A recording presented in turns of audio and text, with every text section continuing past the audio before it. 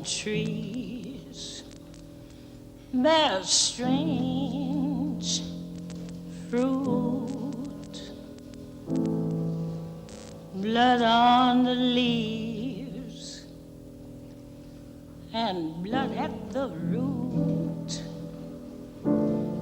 Black bodies swinging in the southern breeze. Strange fruit hanging from the poplar trees.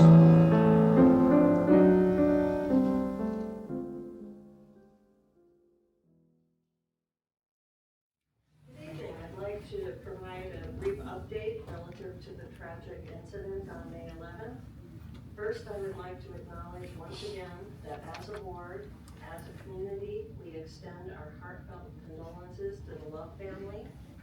While we may not fully understand your pain, we can empathize with you and continue to wish that healing process moves forward for you and your family and this community. Last week, the village released the video captured by body-worn cameras from the officers responding to the scene that morning. The release of the video was an important step in our ongoing efforts to be as transparent as possible as this matter moves forward. The video certainly doesn't answer all the questions we have about what took place, but it is a key piece of evidence that independent investigators will evaluate alongside all of the evidence going forward. The investigative work being done is crucial to piecing together the events that unfolded that evening. However, we are not a party to the independent investigation being conducted by the Lake County Major Crimes Task Force and the Lake County State's Attorney's Office. We will eagerly await the completion of the investigation and take appropriate action after we've been able to evaluate investigators' findings. We know that this process takes time, and we also know that Ms. Love's family would like answers sooner rather than later. I can tell you that we do as well. But we must wait for the investigation to be completed, as difficult as that may seem. We understand people want answers, and we support people exercising their First Amendment rights, calling for answers. We have pledged from day one to manage this difficult situation in a way that respects all parties involved. We'll continue to stand by that commitment, and are hopeful all parties will approach this in a similar manner. Thank you.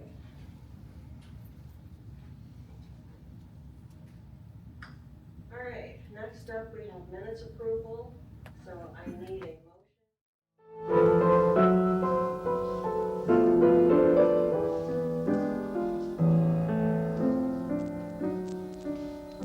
I'm just going to randomly pick people.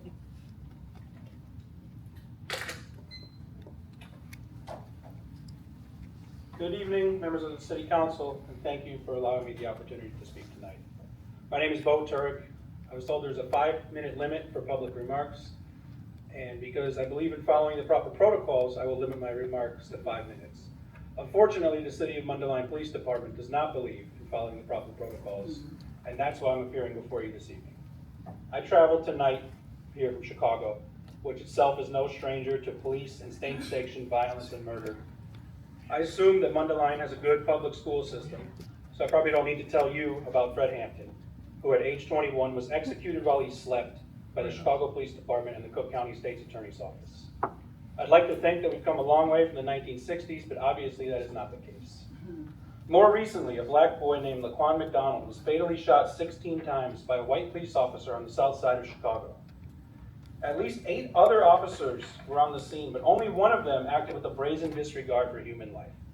As McDonald turned away from the murderer known as Jason Van Dyke, after being on the scene for only approximately 30 seconds, shot and killed McDonald and then emptied his clip into McDonald's body as he lay dying. Most of the general public did not learn about the true outcome of this horrific tragedy at the time because the city of Chicago refused to release the body cam and dash cam footage until nearly a year later. As a result of this, Chicago's mayor and the Cook County State's Attorney both widely believed to have covered up McDonald's murder, lost their re-election bids. I didn't think that such a horrific crime would be able to occur in a quaint north suburban town, but I was wrong. Make no mistake about it, Mundelein is not a safe place, especially if you're black. Moreover, the Mundelein police will neither serve nor protect you. The Mundelein Police Department murdered Mary Alice Love. Every resident and member in attendance today has now paid sales and property taxes to pay the salaries of murderers. I don't think this is a judicious use of government resources, to say the least. Every day the officers draw a salary from the taxes paid by the people they are sworn to protect is an affront to justice. I'm in the real estate field, and people from time to time ask my opinions on good areas to move to or to set up a business. Admittedly, I'm not as knowledgeable about northern Lake County as I am of other parts of the region, but if someone asked me about moving to Mundelein versus, say, a Vernon Hills or a Libertyville, I would emphatically be able to respond with, whatever you do, don't move to Mundelein. There's a chance the police will kill you inside your own house. Or there's a chance you might live next to a murderer, send your kids to the same school and daycare as a murderer's children. I don't have any kids, but if I did, I imagine it'd be tough to explain to a young child why the police, who are often held up as bastions of law and order to kids even at a young age, who are supposed to be the good guys, are actually the evil ones and the villains. When I marched to the police station last week, I noticed there's a statue out front depicting an officer interacting with two small children. It seems to project a feeling of safety and authority. I didn't stare too closely at the statue's details, but I think it's safe to assume that two small children are white. I base this on the fact that the officer's gun is still in its holster. I don't know how the police department and the city council members are able to walk by that statue every day on their ways to and from work and to feel good about what they've accomplished or what they stand for. I wonder if these employees themselves are also racist, or are they merely misguided and underinformed? I hope for the welfare of everyone remaining in this town it's the latter. I also hope that these employees, who are allegedly the duly elected voice of the people they serve, are eventually able to look themselves in the mirror and do the right thing. Unless and until they do, their message is clear. Mundelein does not care about black people. Mundelein endorses extrajudicial murder, and the Mundelein police are more dangerous to their citizens than any benefits they provide. Thank you for listening today, and may God have mercy upon all of your souls.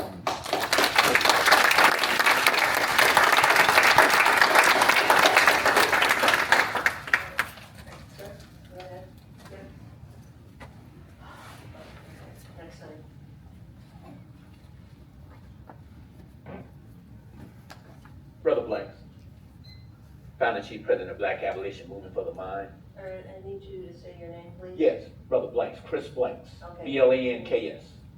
All right, thank you very much. Okay, I've been here at least 3 times.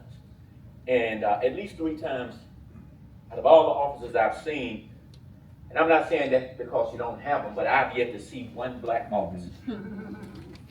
Where there is a lack of diversity, there's a lack of sensitivity. There's a lack of real training and professional training, because that way you get a good diversity and input of every aspect of your society. So if you do not have diversity, then you're not covering the full training that needs to be taking place. I'm going to appeal to you all. The last time I came here, and I mentioned to you that I had filed a complaint regarding police body cams. And I mentioned that complaint that we filed with our organization, Black Abolition Movement for the Mind, ultimately was filed against the Waukegan Police Department and the Lake County State's Attorney, formerly under Mike Nearheim.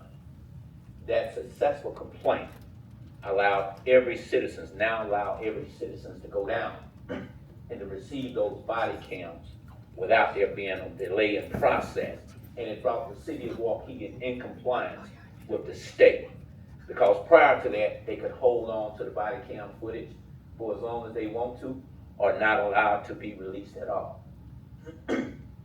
So, but with that being said, each and every one of you, I'm sure at some point in this Lake County area, as I'm calling for in the civilian, a civilian office of police accountability, independent.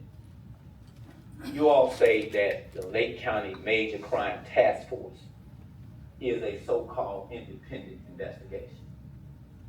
But if in the Lake County Major Crime Task Force is made up of police officers normally from each city and village, there's a conflict of interest. How can it be independent if you have a Mundelein police officer that is a part of the independent investigation, or a Waukegan police officer as a part of an independent investigation? That's not independent. So I would like you all, because each and every one of you, even though you wouldn't go on record to say, because it has its political consequences and repercussions, but I would like for each one of you right now to really take off your political hat and put on your hats of humanity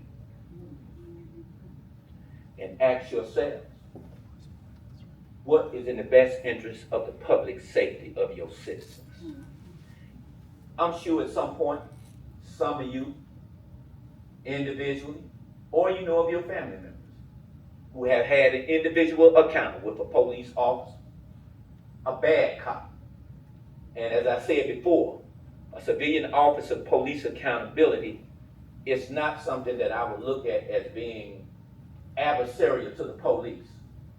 But an independent police, civilian officer police accountability, it also supports your good officers who may come into a climate that is corrupt and that is abusive. And if your new officers who really want to do the right thing fall into that climate, into that pressure, then you leave them no room to do what's right if they are totally dependent on their so-called police training officers. Now, like I said before, I'm not just here. This is not a finger at the village of Mundelein, but this is something I've been calling for throughout Waukegan in every aspect of this Lake County area. So what I'm also looking at the fact that apparently it's not just individual, because every city that I go to, they say, well, this is too small of a city for a civilian officer police accountability.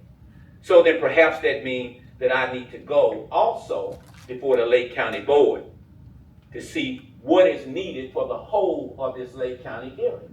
Because there's this problem on Waukegan. We are right now watching a young lady who just got, as many have said, murdered. I looked at the police body, I looked at the footage, and the one thing that I'm looking at, if you're looking at the best interest of saving your city, saving a person's life, because that is the best, that's the first job, is to save life. But I'll come back, can I come? No, you know what, you got a lot of people here. But we really need to do better, okay? Thank you.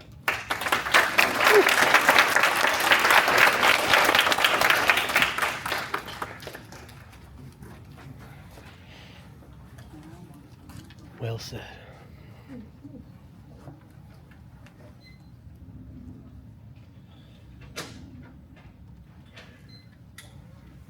My name is Matthew LaPierre, Regent Drive, resident of Mundelein for over 30 years.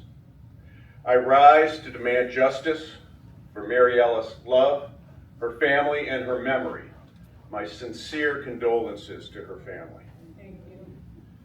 I've seen the video footage, and I am outraged that our police have brought such a disservice to themselves and such disgrace to our town. Mundelein has always been a welcoming place, or so I thought. But this murder by police has severely eroded the community trust in our police. The individual officer who pulled the trigger should have been fired immediately. If this action is any indication of a shoot first, ask questions later culture in the department, then management needs to go too.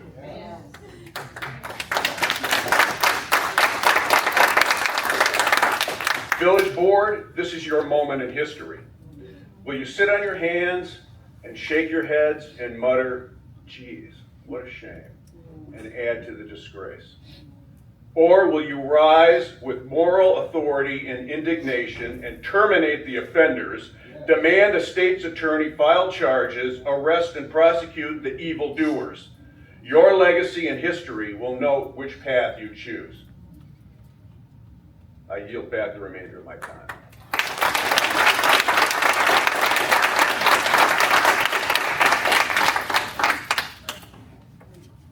Good word.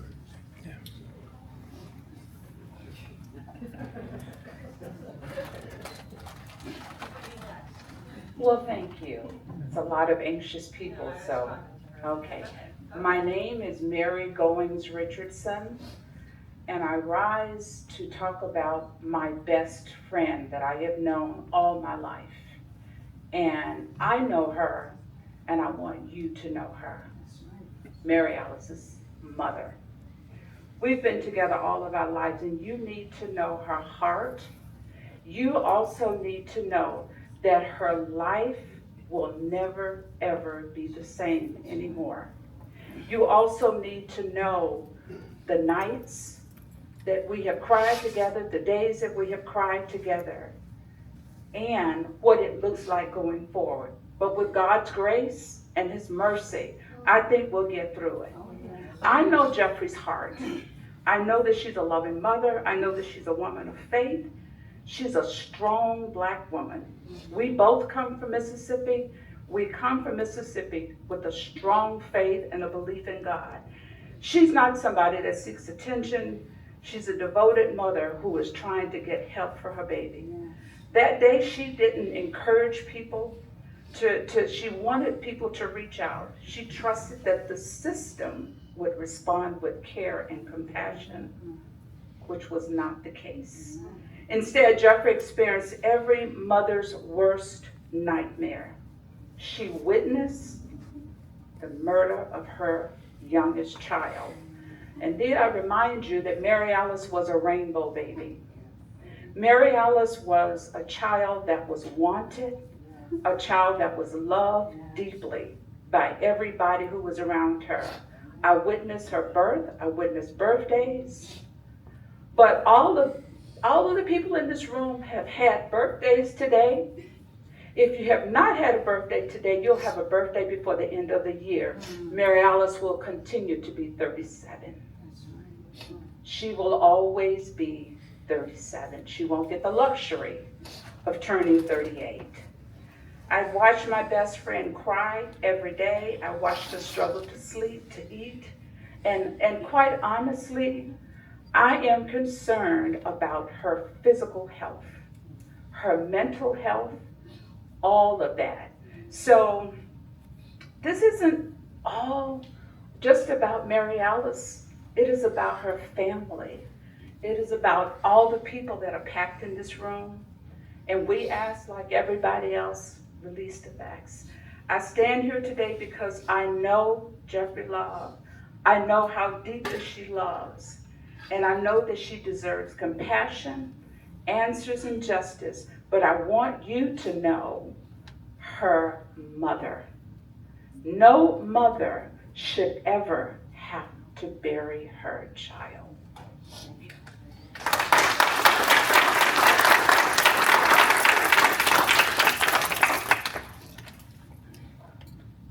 That was my mother, by the way. That's why I said that. But good evening, everyone. My name is Rachelle Richardson. I stand before you today as someone whose life has been intertwined with Mary Alice's for my entire life. As my mother said, our mothers have been best friends since they were girls, and that love and connection was passed down to Mary Alice and I. We grew up together, and we celebrated birthdays together. Our birthdays were 10 days apart, hers being on Christmas, mine the 15th. Holidays together, we celebrated milestones together, and our families have shared laughter, memories, and life itself. Mary Alice was my family, and that's why this loss feels so unimaginable to me. Over the past several weeks, I have watched my family experience a pain that no family should ever have to endure. I've watched my aunt cry for her daughter every single day. I've watched my uncle struggle to be strong for his family. I've watched my cousins try to make sense of what happened. And I've watched all of my loved ones try to comfort each other while we all carry a grief that words cannot describe. There are no breaks from this kind of pain. There's no pause button. There's no moment when our family gets to forget that Mary Alice is gone. And what has made this even harder is the disappointment that we feel and the lack of concern and compassion showed by those entrusted to serve this community. When a family is grieving a loss of a loved one, they should not have to fight for information. They should not have to fight for transparency, and they should not have to fight to protect the dignity and the memory of a loved one. Our family deserves better. Mary Alice deserves better. And this community deserves better. Justice matters because accountability matters. And justice matters because every life has value. And justice matters because if we remain silent, then if nothing changes, another family could be standing where we are today. Right. Tonight, we're asking for something very simple. We only ask for accountability. We're only asking for transparency. We're only asking for an independent investigation. And we're asking for the whole truth to be told and for Mary Alice's name to be restored.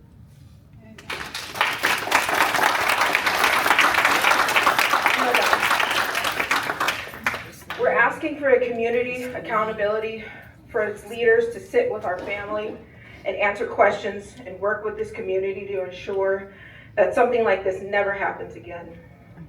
These are not unreasonable demands. They are a minimum that any grieving family deserves. I ask each of you to remember behind every headline is a person, behind every tragedy is a family, and behind every call to justice is a family who still cries for their loved ones. We must honor Mary Alice by refusing to let her story be forgotten. We must use our voices to demand the accountability that we seek and seek justice and create change, because Mary Alice's life mattered. Her story matters. And just remember, when all the remarks are given, and this council will continue on emotionlessly with business as usual, discussing the addition of EV chargers and whether or not you should rehab the fire station's parking lot or buy more vehicles. All things that in the grand scheme don't really matter. You all will go home, you'll hug your loved ones and slip into a warm bed, and our family will go home and continue grieving our loved one, and will continue living this nightmare. Justice for Mary Alice. Love must be served.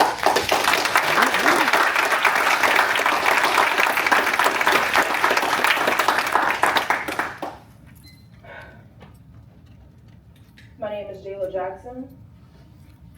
I would say good evening, but it's not. I stand here today carrying the grief, the anger, the heartbreak, and a question still remains from this village to answer. Where is your humanity? For weeks, my family has shown up. We have protested, we have spoken, we have begged to be heard, while reliving the worst day of our life every single day. I have to take over my mom. I have to make sure she's okay while she makes sure her mother is okay. It's a cycle of hurt. And you all are not showing any empathy to what pain feels like. We have not heard a public apology from anyone, a public sorrow for our family. I am in college studying criminal justice and psychology for this not to happen. We need more people to have courage, compassion, and actual hearts outside of politics so we can stand up for the right thing. When change doesn't occur, it's because of things like this. You have to be the change for change to occur. Everything does not have to be black and white unless we continue to make it that. While we have been forced to carry this loss every single day, the people responsible leading this village have acted as if our grief is an inconvenience. What hurts almost as much as losing Mary Alice is what happened afterward. My 73-year-old grandmother was shoved to the ground while officers entered our family home. Family members were separated during moments of unimaginable fear and confusion. Imagine being told your family member has been shot 4 times in their own house. You can't, but we can. Imagine rushing to the hospital, being locked out of a hospital, while we can't even see a loved one who's just been killed, locked out for an hour, going through metal detectors while she's dying like we're the murderers. That's hurt. Empathy is when you step into someone else's shoes. You're not stepping into our shoes. And I apologize for saying this, but with all respect, I have not seen an ounce of remorse in you all's faces. Are we not angry enough? Or are we too kind? We still carry compassion while respecting you all's time, trying to shake hands with everyone, wasting less time for us to speak. We show compassion while you all still don't. Today I am grieving. I am also terrified. I'm terrified by the amount of power that exists when one officer can make a decision that ends a life in seconds. And continuing to receive a paycheck while my family is left behind, spending every single day fighting for a loved one. My family does not get paid from leave, from our grief. We do not get a break from the nightmares. My grandma doesn't get a break from hearing the 4 gunshots shooting her own daughter in her house. We do not get a relief from hearing. We carry that burden every day. Meanwhile, we continue to show up. We continue to protest. We continue to organize, and we continue to fight. Not because it's easy, not because we enjoy it, but because we loved her. Love is why we are here. Love is why we refuse to be silent. Love is why we continue speaking when others wish we would move on. And this is the village. This is what the village needs to understand. You may be able to outlast a news cycle. You may be able to outweigh public attention, but you cannot outweigh a family that is fighting for someone they love. Tonight, I'm asking for something that we should have been offered in the very first beginning: basic human decency. Acknowledge our pain, acknowledge our loss, acknowledge that the family has been devastated. Show us that people governing this village are capable of compassion. Because right now the silence from this village speaks louder than any statement ever could. Mary Alice loved life mattered. And we will continue to fight for her accountability, and for dignity that our family should have shown from the very first beginning. And I'm not done. I want you all to go home and look up empathy. We all need it. Thank you.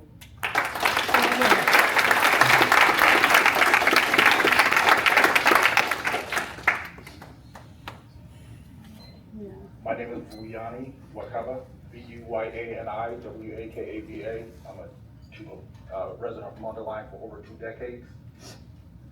Let's just run the facts. Mary Alice is not, she wasn't just murdered.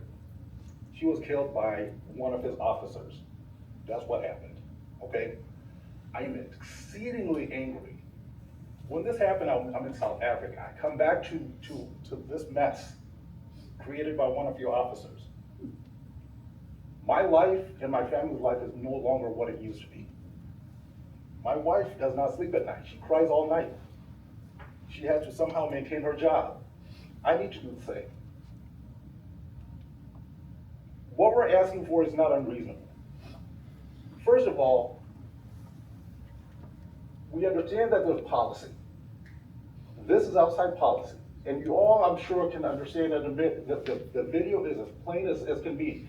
The second thing is, the video, the edited video you released, garbage. Release the raw video.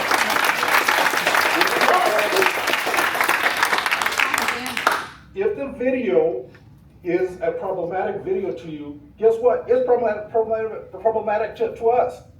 I apologize, I'm very angry. Release the entire video. We don't want to hear your opinion about it. Just show us everything and let everybody know.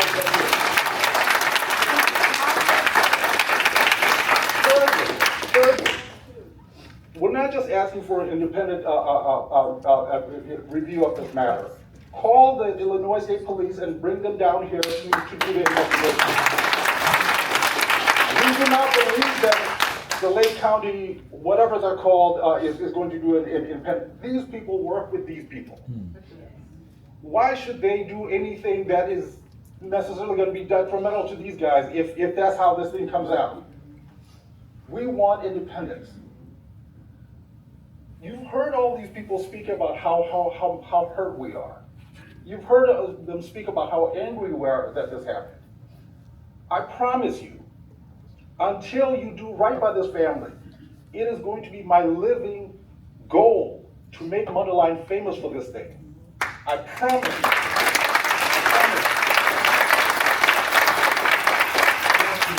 There are many things that you can do now. You do nothing but read statements to us. We don't want statements, we want action.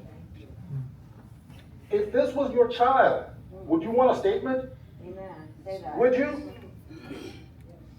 If it was my child, I would lift heaven and earth to make sure this is, and guess what? It wasn't my child, it was my sister-in-law. I'm here. And I will be here until you do right. So get used to it, get to know me. I will be here, I promise you.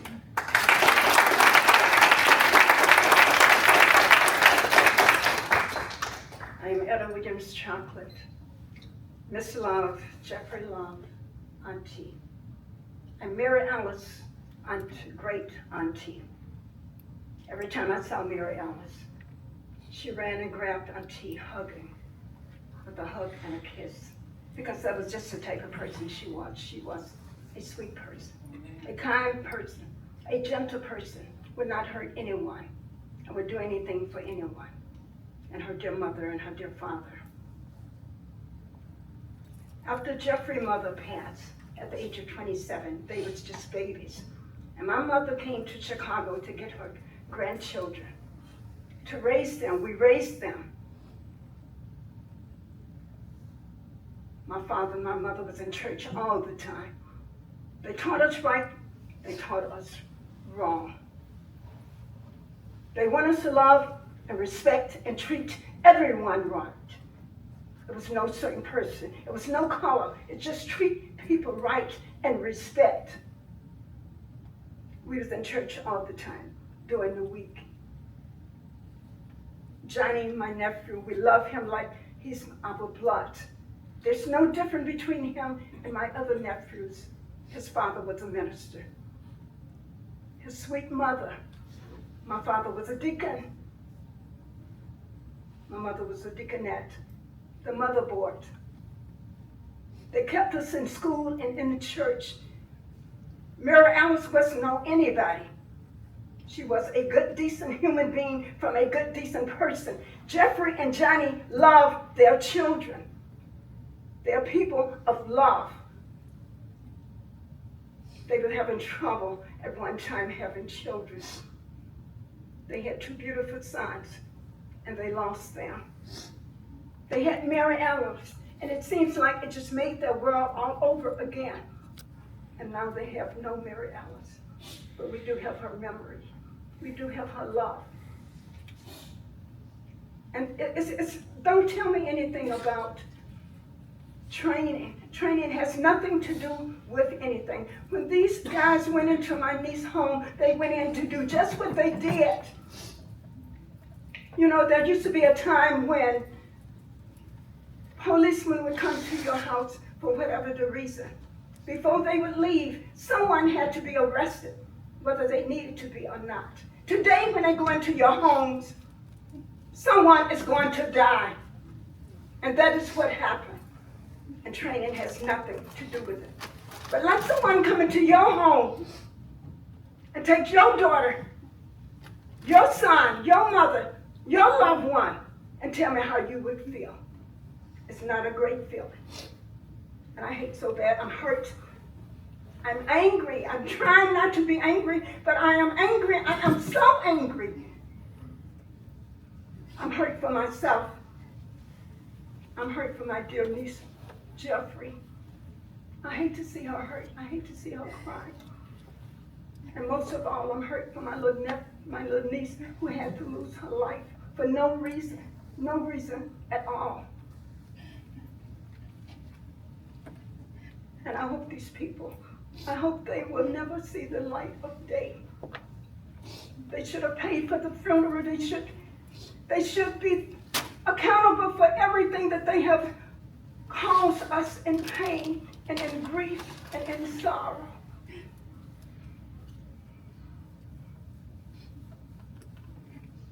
I'm so tired of white people feeling that they are better than us. You are not better than us. As a child, I used to ask my mother, what is it that makes you think you're better than us? Because you are not. There's only one God, and I'm sure many of you don't even know about God. There's only one God and one Father, and we all came from that one source. Sure, there may be a different little color or whatever, but your color makes you nothing. And it makes you less when you go into a person's home and you shoot them down like nothing. She hasn't even gotten a chance to even live her life, and she's gone.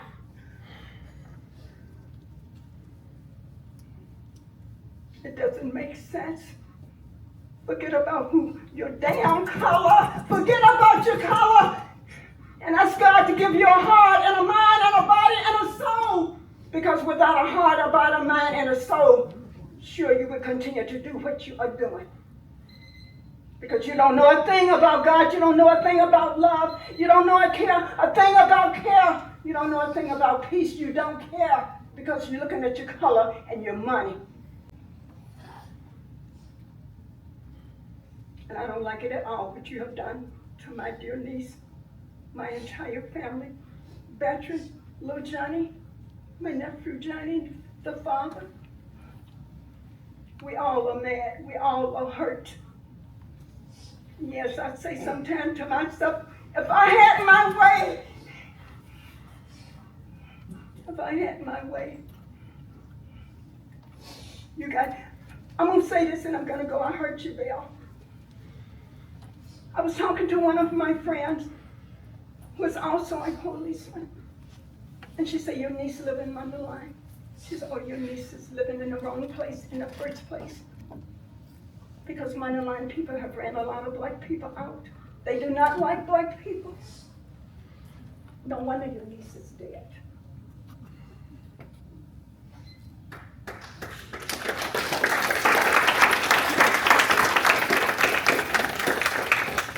It's Thursday evening. My name is Artie Murray, and I'm from Des Plaines, Illinois. And I am the godmother of Mary Alice Love. I'm here to speak for the civil rights and justice for my goddaughter, Mary Alice Love. I want everyone under the sound of my voice to be clear that both good and bad things happen to everyone, or as the saying goes, yes, bad things happen to good people. These occurrences happen to those who are fair and to those who are wicked and evil. They happen to those who sacrifice and to those who do not. The same things happen to good people as well as they happen to a sinner. The same things happen to a person who makes promises to God, just as Mary Alice did. Baptized, raised in a Black Baptist church, and also to the ones who do not. Thus saith the holy word of God in Ecclesiastes chapter 9. One of the hardest things I've had to do since May 11, 2026 was seek God for his strength over this horrific and senseless loss of life of my goddaughter, Mary Alice Love. I'm sure I'm not alone when I say it took a surmountable amount of faith to remain grounded in love. Knowing that flagrant, intentional injustices of corrupt, untrained people and their advocates, racial attacks of cruelty, are still committed against Black and brown people in 2026. My soul is sick of the number of people with hearts that are filled with hatred and thirsty for violence versus compassion and a desire to serve and protect.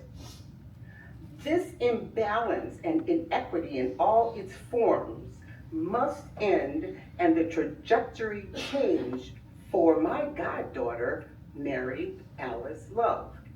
Let me be clear again.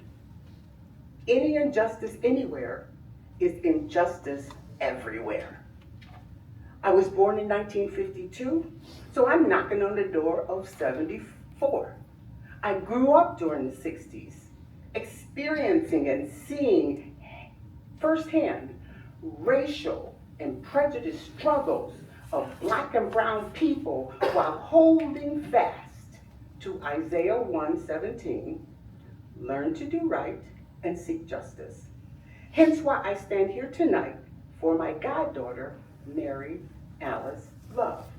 As a believer rooted in love, knowing the timing of my ways are not God's ways, yet I know it's stated in his word in chapter 27 of Deuteronomy, cursed be anyone who withholds justice. Let me be clear also that we are suited up with the Almighty God who stated in his word that justice is a pillar of his character.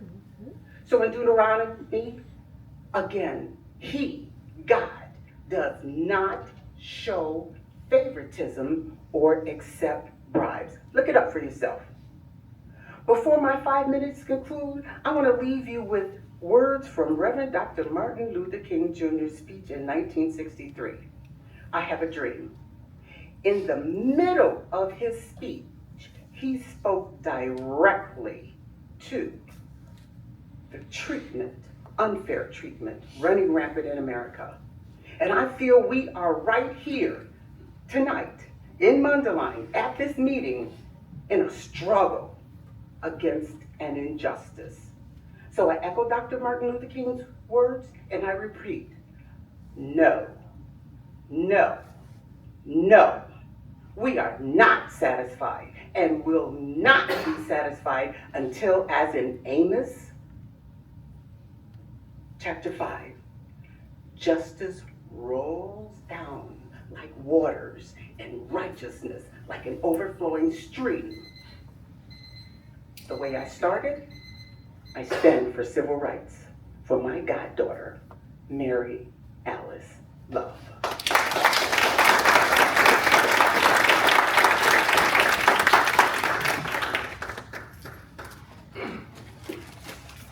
My name is Johnny Love.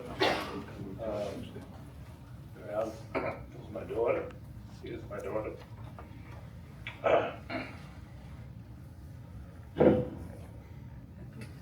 I know I'm angry and filled with emotion. Let's see if we can make sense out of this. Mary Alice, my daughter, was sitting in her backyard. A female officer said, she's just sitting there. 2 officers inside our home grabbed her mother, my wife, and all but took her to the floor.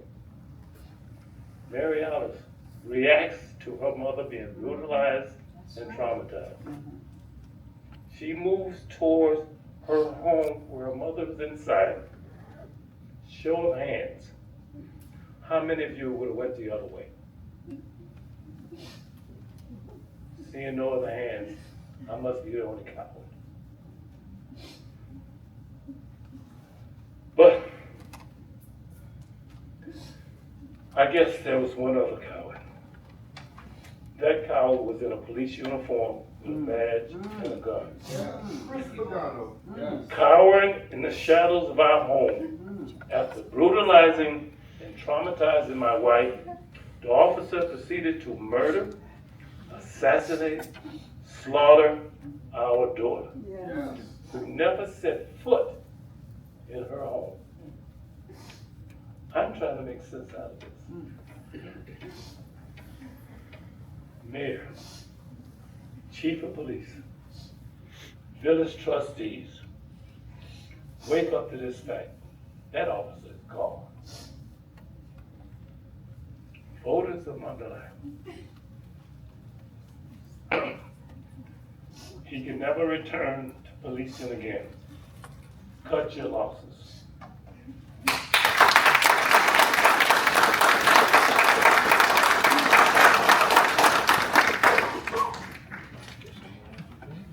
My name is Jayla. I come from Calumet City, Illinois. And before I address you all, I want to address our supporters who are not family. Your family now. We love and appreciate you all more than you can imagine, because that is the family that we come from. My Aunt Jeffrey's best friend is my Aunt Mary Lou. Mary Alice's godmother is my Aunt Artie. That's the loving family that we come from. And as we stand up here and we fight for Mary Alice, we just ask that you look at us through the eyes of human beings as human beings. Nothing more and nothing less. She was like a daughter to me. Even though she was my cousin, I protected and loved her like a daughter. So now I feel like I'm losing the loss of a cousin and a daughter. My life will never be the same. I heard my aunt say today, she's tired of crying. I've been tired of crying. We cry every day for Mary Alice. Yeah. Not a day goes by when I don't see those bullets hitting her body and my baby on the ground and no one there to help her. Mary Alice loved everyone. You would be feeling sorry if you knew the person that you took from us. That's right. She was the most loving person. You took the heart of our family. You took the family baby from us. No one will be the same because of what you all did. No. She cannot sit here and speak for herself, so I'm going to share something of Mary Alice's with you all. This is her shirt, and on her shirt it says, "The Star-Spangled Banner." The Star-Spangled Banner. Oh, say can you see that our neighborhood's in misery, and how unproudly we stare at the crack pipe's red glare. Of our hoods, you have made a new plantation through the planting of guns and crack rocks, preconditioned as your victims of history. Now we slave to this new trade, while our slave mentality serves as shackles and locks. Over our dead bodies with yellow tape, you keep walking. Us, our blood overruns, the white chalking. And the crack pipe's red glare, as the crack and the gun, smoke fills the air. It gives proof through the nights that our government just really don't care. So how can that star-spangled banner yet wave over this land of some that's free, yet still a home that cultivates slaves? As African descendants, alleged minorities, and poor people of this very nation, we have been deeply scarred by the razors of racism, oppression, drugs, guns, church burning, police brutality, as well as the unbalanced scales of injustice. If one so chooses to and desire to pledge the U.S. flag, then that's their choice. But if one so chooses not to, then it's his or her God-given right and freedom. Thank you.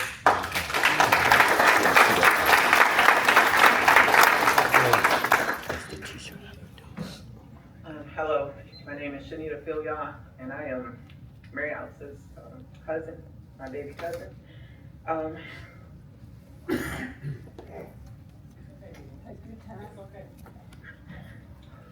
We are gathered in the shadows of an unimaginable tragedy, a loss that never should have happened. But as we stand here with broken hearts, I want first to remember exactly who she was, my baby cousin. With this beautiful beacon of light. She was kind, she was joyful, she gave the absolute best hugs. No matter what was happening in the world, a hug from her make everything else fade away. And she never let us part without saying those three simple words: I love you. I will forever keep that piece of my baby cousin pressed close to my heart. She taught us how to live, and she taught us how to love. That was her gift to us. And it is a gift that no amount of violence or injustice can ever take away. Yeah. But we cannot ignore why she is no longer with us. She was experiencing a mental health episode. A moment when she was vulnerable. A moment when she needed care, patience.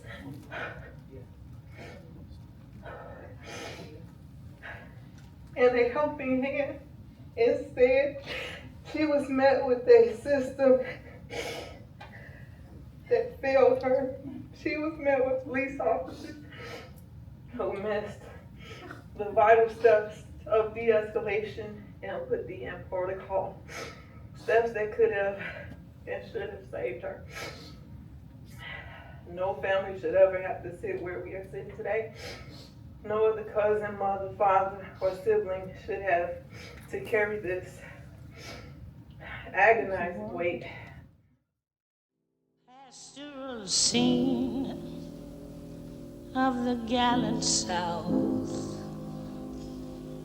the bulging eyes and the twisted mouth, scent of magnolia, sweet and fresh. Then the sudden smell of burning